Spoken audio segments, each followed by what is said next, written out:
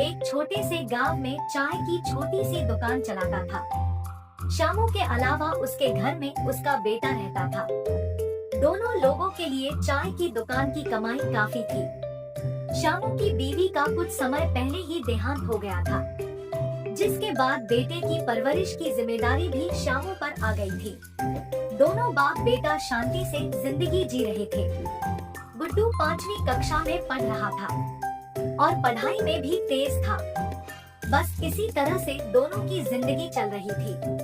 तभी शामू की दुकान के सामने एक और चाय की दुकान खुल गई। पास के गांव से ही ललित नाम के आदमी ने चाय की दुकान खोली। शामू स्वभाव से लालची नहीं था, इसलिए उसे नई दुकान खुलने से कोई फर्क नहीं पड़ा। शामू अपनी दुकान में ग्राहकों से बहुत अच्छा व्यवहार करता था।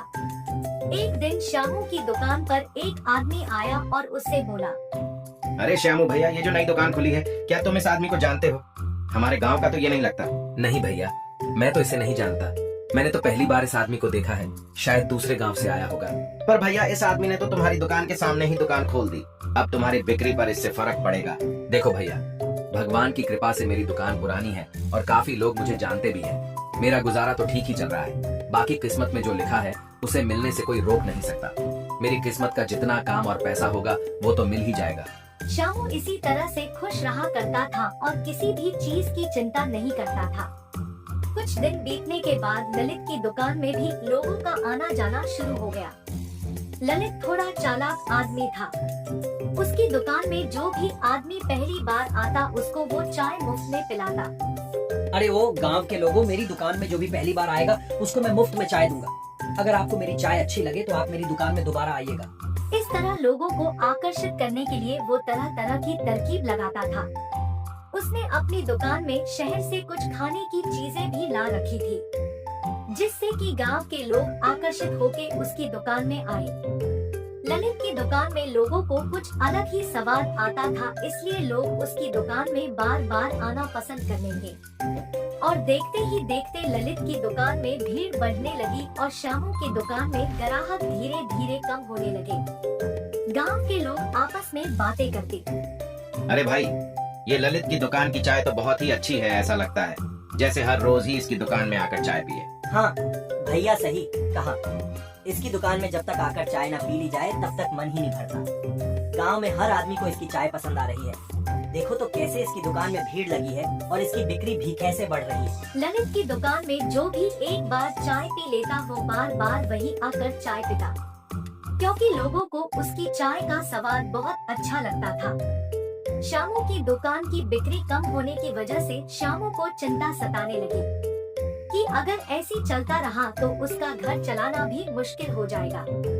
आखिर घर का खर्च और बेटे की पढ़ाई का खर्च आएगा कहां से? शामू काफी चिंता करने लगा। इसी चिंता में वह एक दिन घर पर उदास बैठा सोच रहा था, तभी उसका बेटा वहां आता है और कहता है, क्या हुआ पिताजी, आप ऐसे उदास क्यों बैठे हैं? कोई परेशानी है तो मुझे बताइए। नहीं बेटा, कोई परेशानी नहीं है, तुम चिंता मत करो। शामू गुड्डू से कुछ नहीं कहता, परंतु कुछ दिन बीत जाने के बाद गांव के एक आदमी से पता चलता है कि उसके पिताजी की दुकान के पास एक और चाय की दुकान है, जिसकी वजह से उन लोगों की दुकान की बिक्री बिल्कुल कम हो गई है। गुड्डू समझ जाता है कि उसके पिताजी क्यों परेशान थे। गुड्डू काफी समझदार लड़का था, वह काफी सोचता है। आखिर पिताजी कितने सालों से चाय बना रहे हैं, सभी को उनकी चाय पसंद आती थी, उनकी दुकान अच्छी खासी चल रही थी। ऐसा क्या है उस आदमी की दुकान में जो सभी लोग अब वहाँ चाय पीना पसंद करते हैं? ललित की चाय की दुकान पर काफी भीड़ लगी हुई थी। गुड्डू वहाँ आकर सभी ग्राहकों को चाय पीते हुए देखता है और सोचता है, आखिर उसकी दुकान की चाय में ऐसी क्या बात है जिस कारण लोग इसकी चाय इतने स्वाद से पी रहे। मुझे पता लगाना होगा कि इसकी चाय में ऐसी क्या खास बात है। गुड्डू खिड़की से छुपकर ललित को चाय बनाते हुए देखता है। गुड्डू बहुत गौर से ललित को देख रहा था। उसने चाय में वही चीजें डाली जो हर जगह चाय में डलती है, परंतु आखिर में उसने नीचे से एक लाल डिब्बा निकालकर उसमें से कुछ पाउडर निकालकर चाय में डाल दिया और डब्बा छुपाकर नीचे ही रख दिया। ये सब गुड्डू को कुछ अटपटा सा लगा। वो मन में सोचने लगा कि सारी सामग्री ऊपर खुले में रखी हुई है, तो इस लाल डब्बे को नीचे छुपाकर क्यों रखा हुआ है? जरूर दाल में कुछ काला है। गुड्डू वहाँ से निकलकर अपने घर आ जाता है और इस घटना के बारे में काफी सोचता है। गुड्डू का अध्यापक बहुत ही अच्छा था और वो गुड्डू से बहुत प्यार करता था। गुड्डू अपने अध्यापक को सारी बात बताता है। तब गुड्डू का अध्यापक कहता है, बात अटपटी सी तो लग रही है, पर हम किसी को किसी भी तरह का कोई इल्जाम नहीं लगा सकते। हमारे पास कोई सबूत नहीं है। तुम एक काम करना, तुम चुपके से उसकी चाय बनाते वक्त अपने फोन में एक वीडियो बना देना। जी सर, मैं कल ही उसका वीडियो बना दूंगा। अगले दिन राजू पूरी तैयारी के साथ ललित की दुकान पर जाता है और वही खिड़की के पास खड़ा हो जाता है। ललित की दुकान पर ग्राहकों की इतनी भीड़ होती है कि उसे कुछ पता ही नहीं चलता कि कोई उसे छुप कर देख रहा है। वह रोजाना की तरह ही चाय बनाने में व्यस्त था। पहले की तरह ही ललित ने चाय बनाने के बाद नीचे से हरा डब्बा निकालकर चाय में डाल दिया और वहीं नीचे छुपाकर रख दिया। इस सारी घटना का गुड्डू ने वीडियो बना लिया और वैसे ही अपने अध्यापक के पास गया। सर, मैंने वीडियो बना लिया है। आप ध्यान से देखें कि ललित कैसे उसमें छुपकर वो पाउडर मिला रहा है। हाँ, कुछ इस तरह से इतने नीचे छुपा कर रखा हुआ है, जब तक हमें ये पता नहीं चल जाता है कि यह पाउडर कुछ गलत चीज है, तब तक हम कुछ भी नहीं कर सकते। अब देखने में तो ऐसा ही लग रहा है कि दाल में जरूर कुछ काला है। अब अगर तुम कुछ हिम्मत करके उस पाउडर का कुछ सैंपल ला सको तो हम उसे लेबोरेटरी में जांच के लिए भेज सकते हैं। अगर कुछ गलत हुआ तो हम फिर पुलिस ले जा सकते हैं। ठीक है सर, मैं ऐसा ही करता हूँ। इसका चालाकी से भांडा फोड़ना होगा। अगले दिन गुड्डू ललित की दुकान में पहुंच जाता है और सही वक्त का इंतजार करने लगता है। और जैसे ही ललित बाहर पैसे लेने जाता है, गुड्डू तुरंत ही उसकी दुकान में घुसकर थोड़ा सा पाउडर अपने रुमाल में ले लेता है। ललित को किसी तरह का कोई शक नहीं होता।